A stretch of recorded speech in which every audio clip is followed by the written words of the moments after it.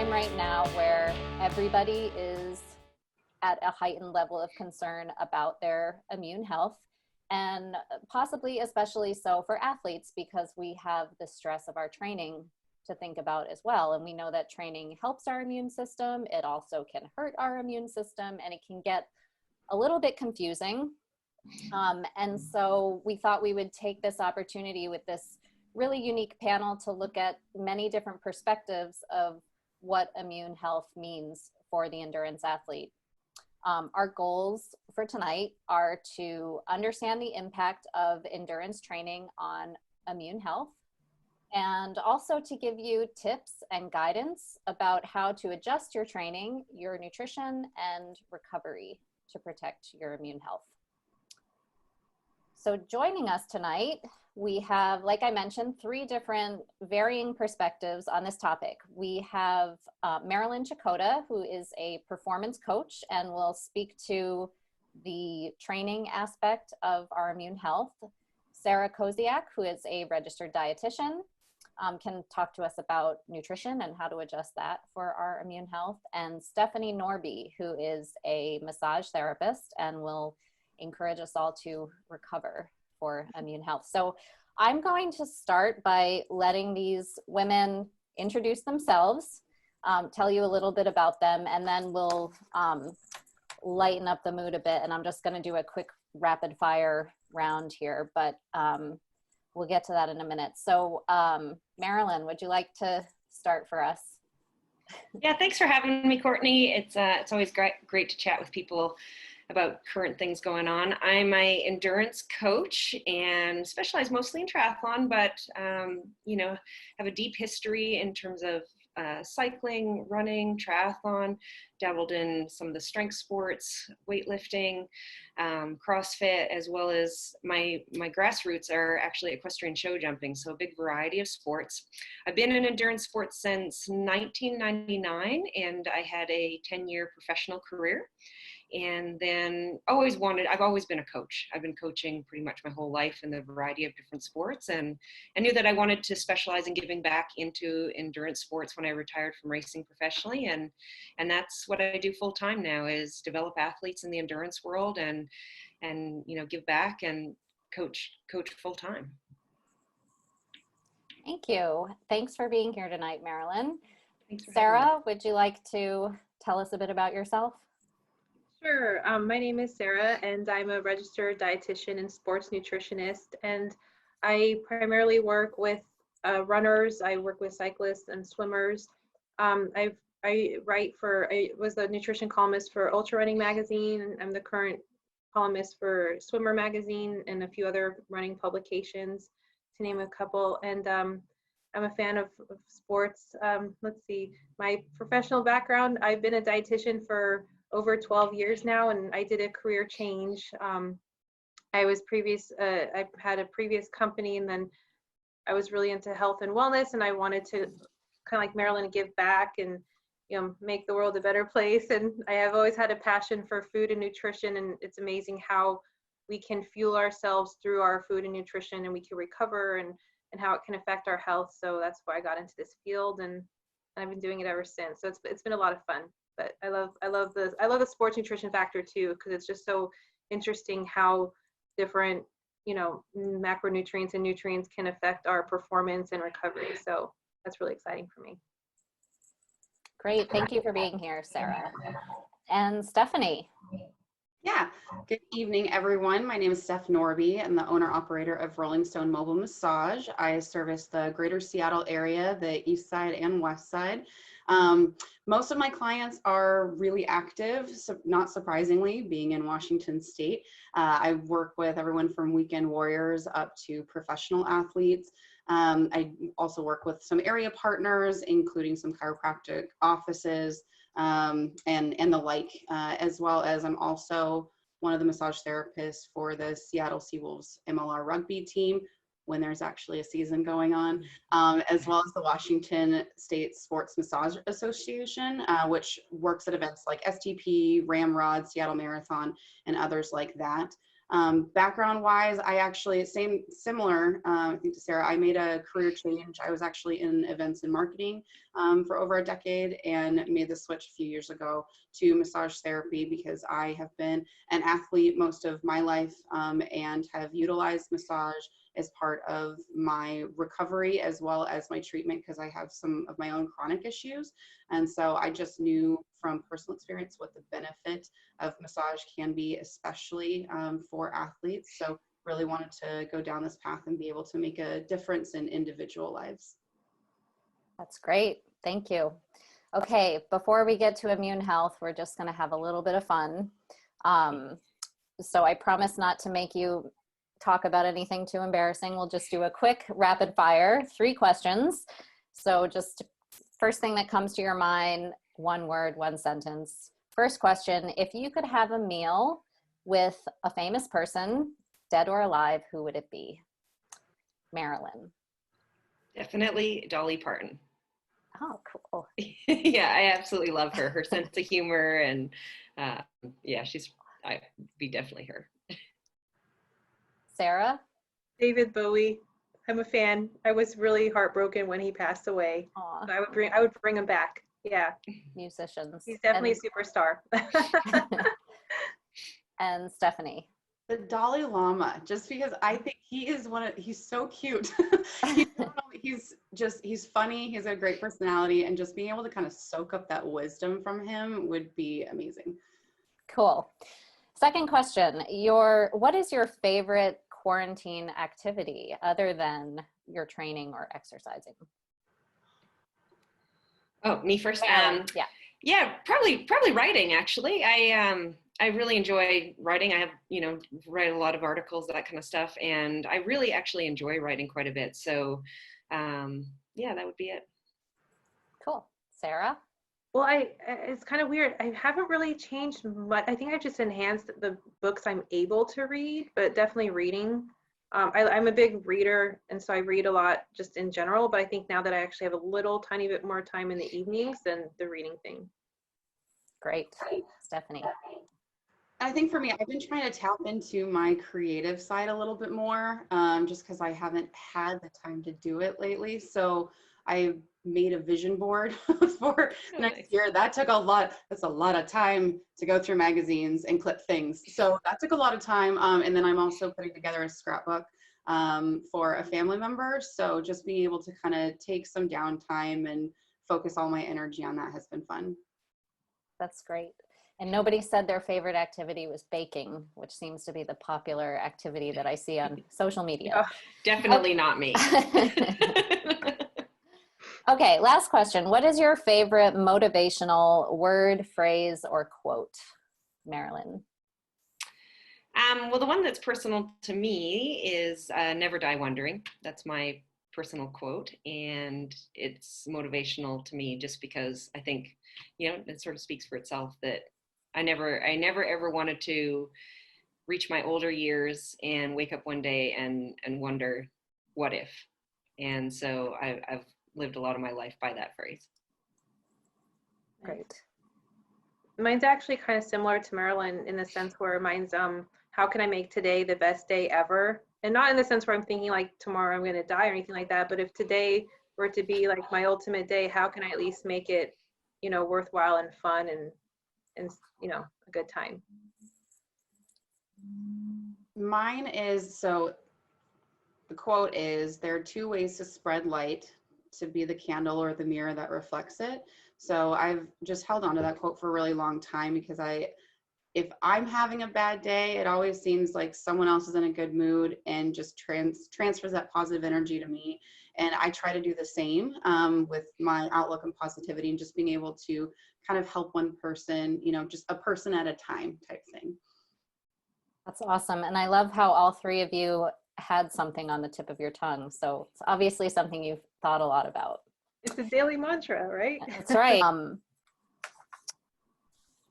We're going to just get right to the kind of some of the controversy that I've seen a little bit lately. Is your immune system impacted by exercise? And if so, how? And Sarah, if you can start us off on that. Okay, sure. Yeah, so research and studies and I'm talking more from just more of a nutrition standpoint, by the way, just to let everyone know for disclaimers. But definitely when we're stressed out, there's stress hormones increase, cortisol, and research and studies have shown that exercise does reduce stress. And so definitely the more stress we have, our immune system can actually lower. So exercise can help support our immune system by reducing some of the stress hormones and whatnot. So that can kind of be a relationship between moderate exercise training and illness and like risk of illness. Okay, Marilyn, do you want to add to that? Yeah, I really like what you touched on there. And, I'll add to that in that when you're looking specifically at your training and you're talking about cortisol and stress, if your stress is very high and you're looking at your overall training plan, now would be a time I might not recommend super high intensity or very high volume. And the reason for those two things is both of them can have a higher stress load on your immune system. So if you're already struggling with that kind of thing, now is not the time to suddenly try, your maximum amount of weeks that you've ever done in your life. Stay close to what you're used to doing. And I also just recommend backing off the intensity just a little bit, not only for the immune system, but also for, if we're not going to have any events for a long time, there is, it's probably worth backing off that intensity a little bit right now anyways. I would focus more on strength, frequency, maybe, short, frequent type sessions, skill-based sessions, those kinds of things. And I think, increasing the frequency, increasing, your skills, increasing, just your overall health through frequently reducing the stress is going to be better than adding more stress to it by increasing maybe volume or, intensity to your overall plan. Yeah, and actually, funny enough, so last week I spoke with two, I'm writing an article for Swimmer Magazine on previous Olympic swimmers. And so I know that it's still a little bit different than running, but it's interesting because one of the swimmers, one of the Olympians, when I asked her, what was your biggest challenge when you were training intensely for the Olympics? And she actually said getting sick, mainly because the intense training, but it's not just intense training, it's also too, like, maybe there's lack of sleep, maybe you're not recovering correctly, like post-workout. Are you having that post-workout, like recovery, a snack or meal? Are you getting enough rest? So it was an all-encompassing type of component. So as Marilyn mentioned, when you are training really intensely, then you're putting a lot of extra stress on your body, and therefore your immune system can go down. It's kind of like, like when you're super crazy stressed and all of a sudden you're like, whatever happens, it ends, and then you get like the flu or you get sick, or like you're so stressed out before vacation, then right when you get on vacation, you get sick because you're finally relaxed. So it's that kind of idea where when we are training hard, we need to really focus too on, are we getting enough sleep? Are we getting the right recovery? With food and nutrition, protein, carbs, all that jazz, and the right rest. So yeah, just to and that can help optimize our immune system. Yeah, and one area that you can focus on a little bit more if there's something else that you're like, okay, I'm staying pretty close to the volume that I always do. I've reduced intensity a little bit. I'm working on my skills. What else can I continue to improve towards when I do want to ramp the intensity up a little bit? I would say focus more on sport-specific strength, because that's going to set a really good foundation towards when it is time to say, okay, now I can start to lift that stuff up, and you're not feeling like, okay, I'm starting from ground zero. You've already got that good foundation of sport-specific strength, or maybe even just some, quick turnovers that are short, that kind of thing. Keeping things short, snappy, strong, and close to home. That's going to set you up well for when this period opens up and you're able to lift things a little bit. Yeah. I think both Marilyn and Sarah touched on this a little bit, and Sarah especially mentioned recovery quite a bit. So Stephanie, I wanted to ask you, maybe specifically related to recovery, but also what you see in your work with athletes. What are some challenges that athletes face when it comes to immune health?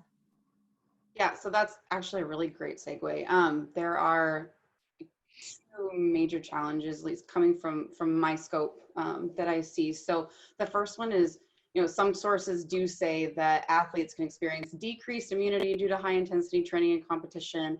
I like the article that Courtney, that you guys, at GritLink, just sent out, one of the recent Tuesday training tips, that triathlete.com article, on the other side of the fence, saying that exercise, increases immunity, but poor diet, sleep, and stress are actually the culprits.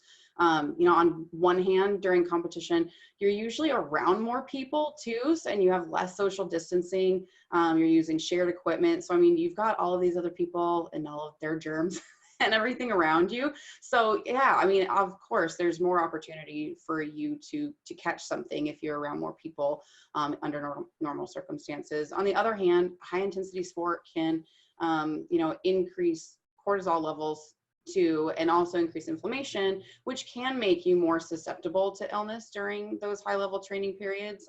Inflammation's good, but not an overabundance of for a long period of time. So a solution for that one, within my scope, being able to add a post-event and or recovery massage into your routine. The post-event typically happens 15 to 20 minutes after competition and lasts 10 to 30 minutes, and just focuses on major muscle groups that you use in your competition, using lighter, pain-free techniques to just kind of relax your overused muscles and increase lymphatic circulation, and also just increase general relief from competition. Recovery massage is 1 to 3 days post-event, and can, similar to post-event massage sessions, but just a longer duration of, and those sessions can really help just increase overall circulation, decrease the cytokine levels, which is what aids in inflammation, help increase lymphocytes, which are your white blood cells, and then also help decrease cortisol overall, which cortisol increases your chance, or lowers your immunity, really. The second challenge that I think of is, if an athlete has existing or chronic issues, so, past injuries, arthritis, sciatica, anything like that, being able to work with a massage therapist and other providers too, but doing maintenance and treatment massage sessions during your training program would actually, being able to schedule one of those sessions for an off training day would be great, just to address specific injuries and those specific overused muscle groups that are common in your sport.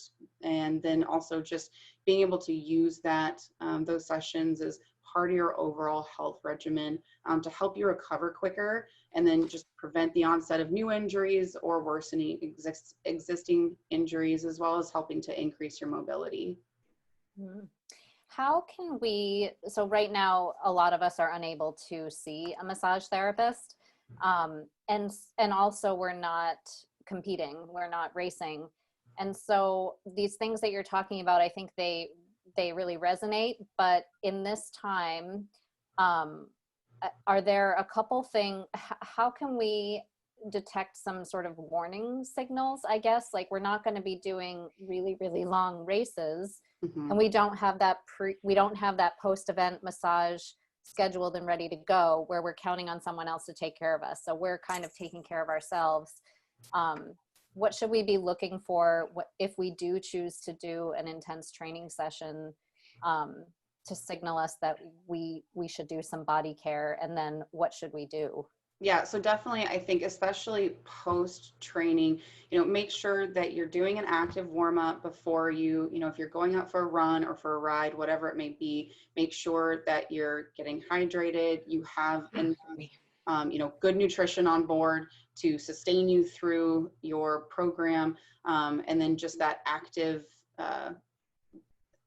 movement prior to, a little bit of light stretching, but stretching is great for post workout. So once you're done, making sure that if you feel a cramp coming on, making sure that you're stopping, stretching it out. There are different cramp protocols, and I'm always happy to talk to people about what those are, but, compression, reciprocal inhibition, things like that. So making sure that you're aware of, if you feel cramping coming on, to stop, stretch it out.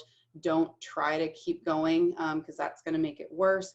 If you get back home and you feel you're achy, or you feel like your mobility is limited, make sure that you're stretching. If it's long enough afterward, if you've cooled down, you can throw ice on an area if you've got an existing injury that's sore. Ice is great for helping reduce acute inflammation. Later that night, an Epsom salt bath is really good. And then there are definitely tools out there like Theracanes. If you've got any specific, if you've got a knot or an impingement in your shoulder and you have to be the one to work on it, Theracanes are great for addressing those direct trigger points. Rolling out your feet, if your feet are sore, using a lacrosse ball to roll those out and just get all of that fascia separated. So those are just a couple of small things you can do, but you can definitely look up self-care options for athletes. And again, like I said, I'm always happy to help people if you want to email me just to give you some tips and tricks on what to do for yourself, since we're limited with services right now. Yeah, Marilyn and Sarah, anything to add to that, or personal experience you can share with some of those ways that that it's time to take things down a notch or do some sort of foam rolling or lacrosse ball or something like that? Yeah, I think, one thing this isn't exactly addressing your question, but I'll get to that, is, people are sitting a lot more because they're at home a lot more. So we're used to, for a lot of people, not everybody, but for a lot of people, they're used to maybe, they're headed to work, they're walking around a little bit more in their day-to-day life, even just in daily activities. And you might find that you're sitting a lot more. And so, there's areas that you find are tighter than they normally would be: hip flexors, hamstrings, calves, these kinds of things. And so I'm hearing a lot of that from my athletes, where they're just tight in places that they normally aren't. The other thing that I'm hearing from a lot of triathletes specifically is that because we are used to swimming, and swimming aids as a bit of recovery and loosens things up and reduces a little bit of swelling, all of those things. And suddenly not having that in the mix for the majority of people, everyone is just a lot more sore than they normally are. Maybe they have increased their strength training just a little bit more than they would doing swim cords or, core sessions, that kind of stuff. Increasing running a little bit, maybe they're riding their bike a little bit more, being a little bit more like a single sport athlete. So there's not as much variety in their training, as well as we're not getting the recovery from the swimming. So overall body soreness is just a lot higher. And so if you start hearing from your athletes, or you notice with yourself that for 2, 3, even up to 5 days in a row, your soreness level is over, if you're going to use a scale from 1 to 10, 10 being the sorest, and you're thinking, geez, for 5 days in a row, my soreness has been over a 7. That might be your cue to say, hey, I need to back it off a little. I'm going to spend a day doing some ice baths, doing some Epsom salt, using things like Theraguns, foam rolling, just loosening up a lot more, and get up more often. If you're sitting around at home a lot, move from, if you're, sitting at your kitchen table, sitting at a desk, then move to, a stand-up type situation. If we don't have a stand-up desk at home, the kitchen countertop works great, those kinds of things. Just see yourself stand up and move around a lot more often. So that feeling of, hey, I'm tight in areas that I haven't normally felt before, or my soreness is sticking around at over a 7 out of 10 for more than 3 to 5 days. Those are sort of little cues you can say in your head, what do I need to do differently today to make sure this doesn't get out of control? Yeah, listening to your body. That's especially right now with our routines. A lot of people are dealing with completely different routines right now. Some not as much, but definitely just listening to your body. If you're feeling aches and pains that you normally wouldn't, kind of think about, what are those activities of my daily life that I'm doing now that I wasn't before, or, less or more of, just to try to deduce what might be going on, and then trying to figure out a modification for that. And I just want to actually ask one thing to add in, and sort of ask, the others' opinions on this as well. From a coaching perspective, this time of year when we are focused on races, often athletes are also focused on, changing their body composition at this time of year. And as it heats up, it gets summer in some places, and, they're looking at changing their nutrition towards being, especially if they are, a lot of people answer the poll, they're increasing their training, maybe they're getting leaner and leaner.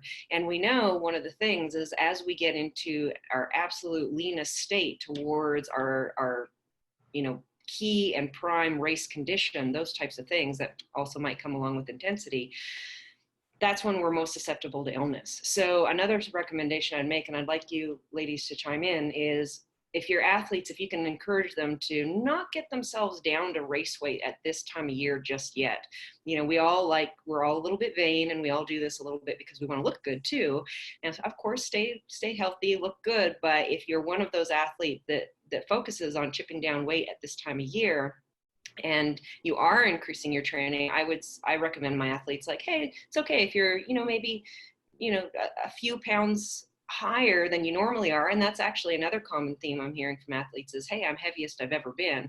That might be a conversation to have and say, that's okay right now, because a little bit of extra weight right now is not only going to help your immune system, but it's going to come off really quickly when we get back to our normal life and we get back into race preparation. And, maybe you're setting yourself up for success down the road in September, October 2021, if we're not overly lean right now and put ourselves at risk of getting sick. I don't know what you ladies think of that. Sorry, I sort of threw that at you, but.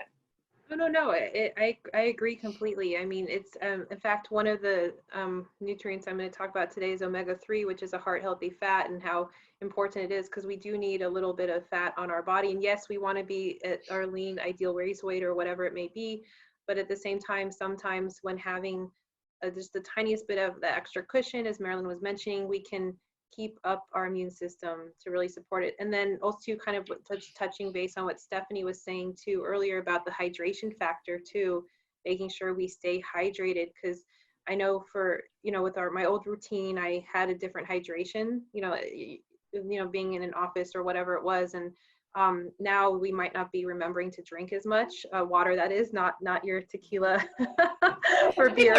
drinking more alcohol. I know people are drinking a lot more alcohol. The sales are off the charts, but I'm talking water hydration or electrolyte hydration. So yeah, so that's another thing too, just to take note of, that could help with our immunity. Yeah, I think Sarah, since we're talking about a lot of nutrition related things, we did want to ask you, actually we have another question for the audience, another poll question specifically related to your nutrition habits, and that is, how have your nutrition habits been impacted by the COVID crisis? So I will put this out there, and we have a lot of different options. Take a moment to read those and enter in your answers.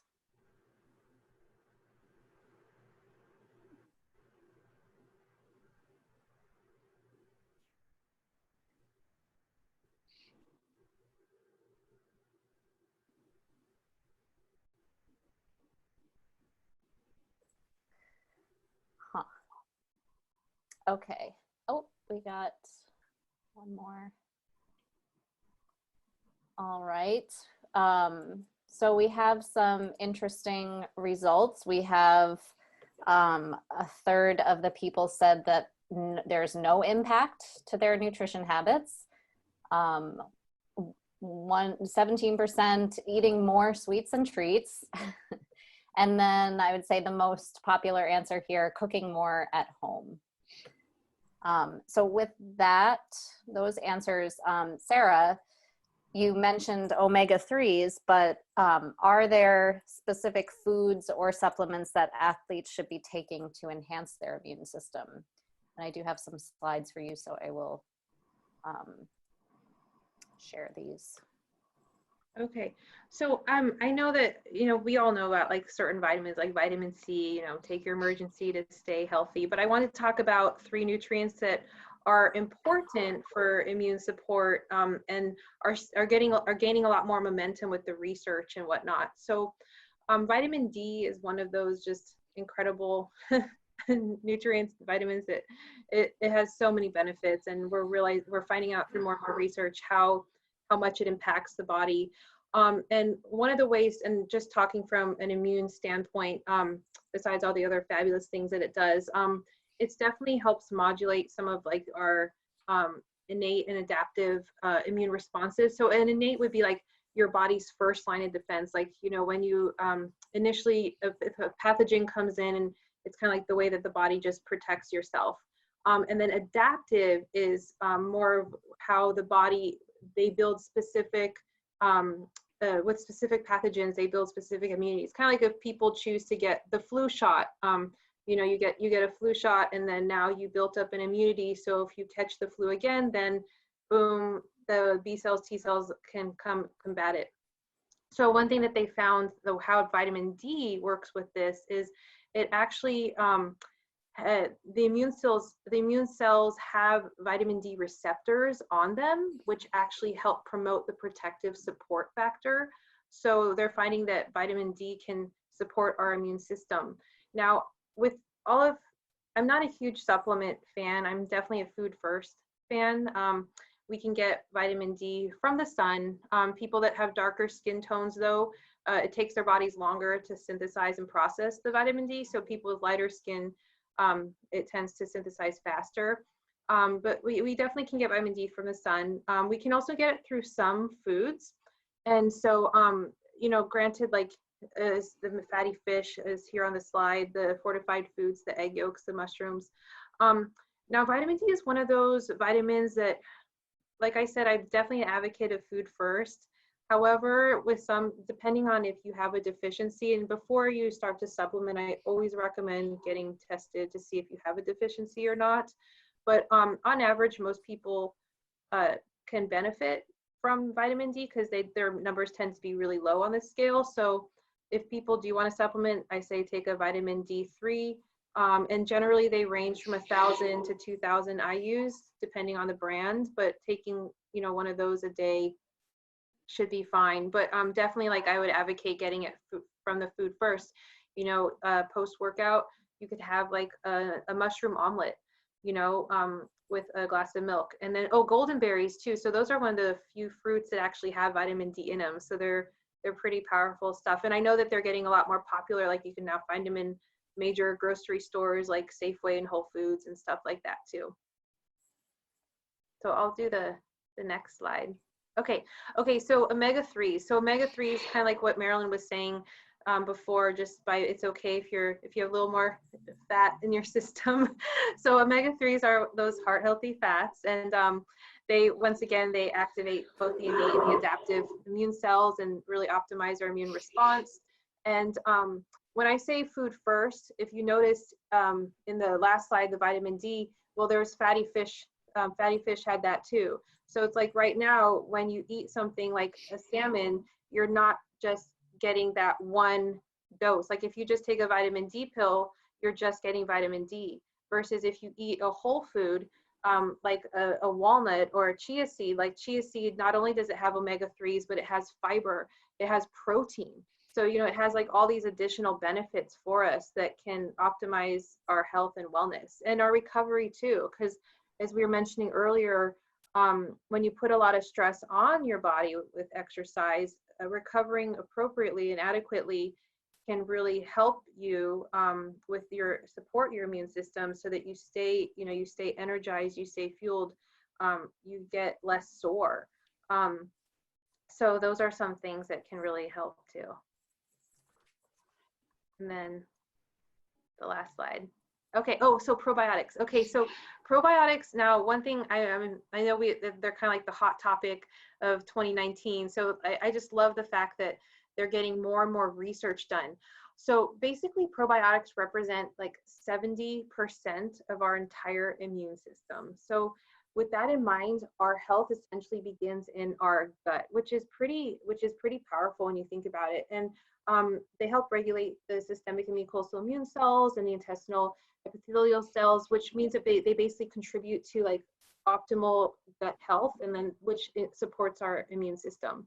And when your intestines are in balance, they're strong, and then they have like a really protective response. So definitely like probiotics are good for you. Now, once again, do you need a supplement? I mean, there's a lot of foods that actually have it naturally.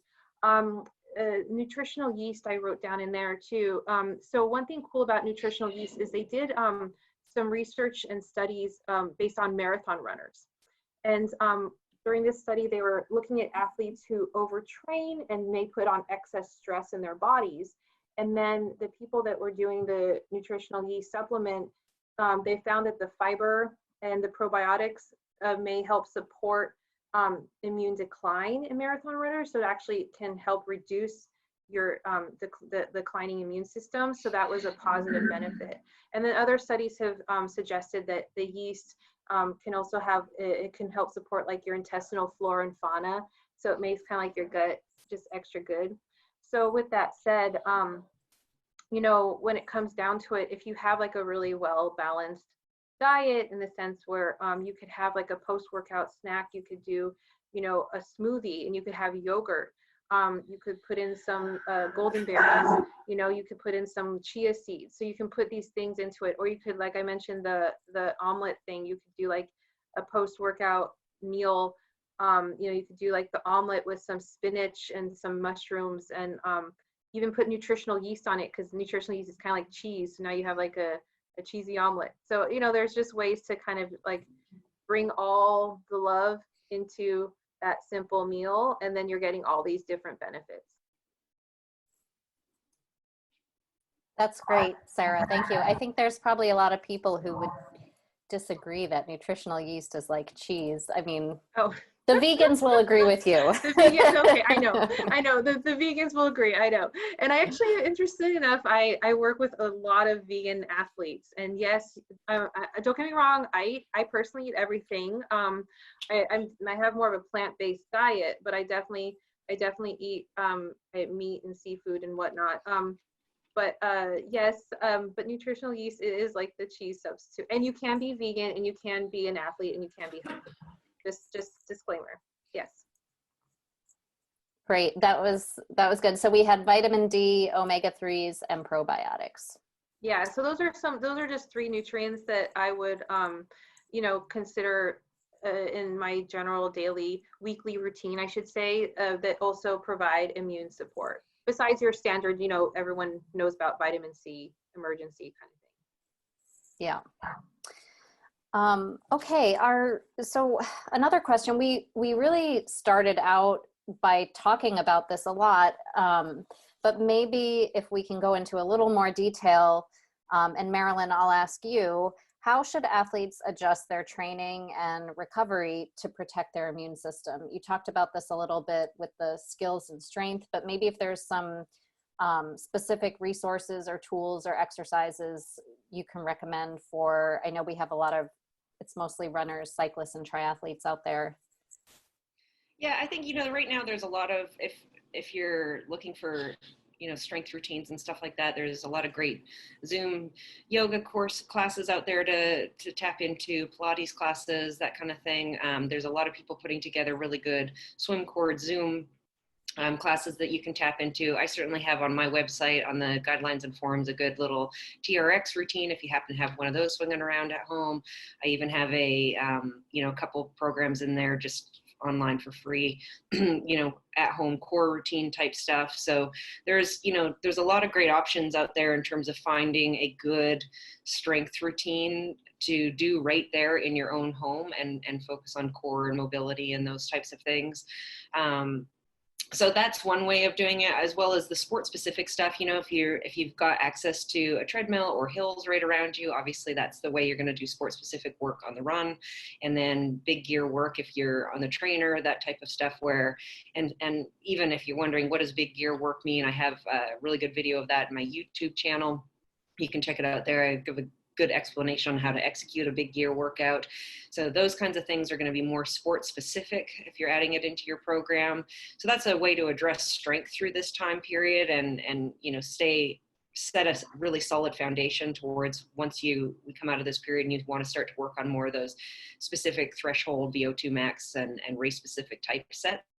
And then again, like I say, the frequency, you know, if you're breaking up, if you've got a little bit more time on your hands and you want to break your sessions up, you know, do a session in the morning where you do maybe 30 minutes in the morning and 30 minutes at night, if that's the way you can work things. Or maybe even do something like, you know, 30 minutes in the morning, 20 minutes at noon, and 30 minutes at night. So you're getting that vitamin D, you're going outside if it's possible for you, you're getting the frequency, you're getting, you know, just a little bit more often and less stressful. So, you know, in a busy life when we're not able to right now, you know, in a normal day-to-day, you might not be able to go out and you have to get all of it done in the morning. You say, I've got 2 hours in the morning and that's all I've got. And then I've got my whole day at work and kids and all of this stuff. Well, now maybe your life structure looks a little bit different. And so you can say, okay, well, I'm going to do, you know, a little bit in the morning, a little bit at lunch, and a little bit at night. It also might break up the monotony of being at home all the time. You might get your family involved and say, I'm going to do these 2 sessions on my own. And then the evening one is going to be, you know, all about bringing the kids with you and getting them involved, and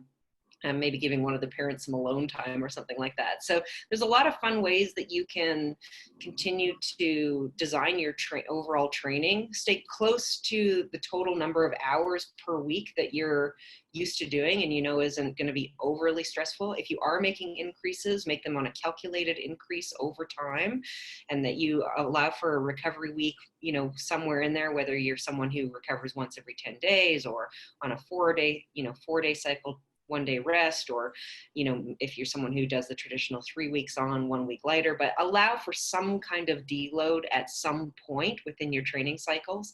I think that that's important right now. So, you know, there's a lot of different ways that you can take your overall programming. Depends how you're programming right now, if you work with a coach, and then and move it around so that you can increase your immune system, keep it a little bit lighter and fresher at this time, and see you on your best foot forward when all this kind of, you know, this lightens up and you're like, okay, well, now I've got 8 to 12 weeks to get ready for a race, and I'm in a good position to put in a good training race block, and I'm going to show up at the races and be, you know, pretty good. And I will say, you know, all the swim cords and stuff, some people are asking, is it even worth doing? You know, when we get back in the water, is this going to translate at all? I will tell you, I've had a good handful of athletes that we've done the swim cords routines and the strength routines, and they have now gotten back into the water, and they're actually noticing that, you know, once they get their feel back for the water and get past that sort of initial hump of swim conditioning, because remember, we're fit from biking and running, and then they're noticing, hey, I actually, not only did I not really lose that much, but I'm actually seeing some gains because we focused on some things that I might have not have focused on without this time period. So, you know, some technical corrections just based on doing cords in front of a mirror. I'm seeing some, you know, real strength improvements, especially for some of the women who are strength limited normally and wouldn't have time to do this stuff. So it really is worth sticking to doing some of this stuff through the time period. Stephanie, is there anything you want to add in terms of how we should be changing our recovery routine? Yeah, I would definitely, I mean, we've touched on these points, but just to reiterate, you know, hydrate, you know, make sure that you are fitting water into your daily routine, you know, and continuing to keep your, you know, even if you are eating more sweets or baking and cooking more at home, just to make sure that you're not overdoing it. And once you get back, you know, into that level of training, you know, a lot of people may be pulling back from that high intensity training right now. And if you are, you know, once you get back into a training program and we kind of normalize again and you start seeing your providers and everything, make sure that you're letting your providers know, you know, where you are in your training cycle and you know, what you've been doing since you have been at home, just so that they can adjust their treatment for you as well. And then also, it's a great time too to assess your sports needs for the future. So like if you need new running shoes, if you need to get a bike fit done, because there are, you know, whether it's a bike shop or a mobile service, or even, you know, getting new safety accessories, if you need new gloves, helmet, things like that. So just considering what you're going to need for those future months, and planning that out and ordering those things now, just so that you're ready to go once you can get back out there.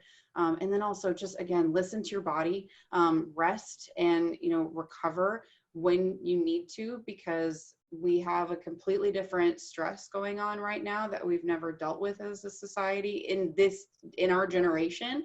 And so it's something that we may just need to rest more, to be able to let our body recover from that and stay healthy. So just listen to your body's needs. And if you need any advice, you know, a lot of healthcare providers are doing telehealth, or like I said, with me, people can text me. My clients have been texting me every week, letting me know how they're doing, if they, you know, need any suggestions on things or correcting this or that. So utilize us, you know, from these different platforms. Yeah, that's a really good point. I feel like during this discussion tonight, we've talked not just about immune health, but just health in general and kind of learning how to be a healthy athlete. So thank you, all of you, for contributing to this discussion, because I think there's so much good information here. I just want to ask a wrap-up question from all of you, because we have kind of talked about a lot of different angles of immune health. If there's one thing that we should be considering as athletes in our nutrition, in our training, and in our recovery, just one thing, how can you summarize it for us? So we'll start with nutrition. Sarah, how would you summarize? I would say eat the colors of the rainbow. Eat your colors.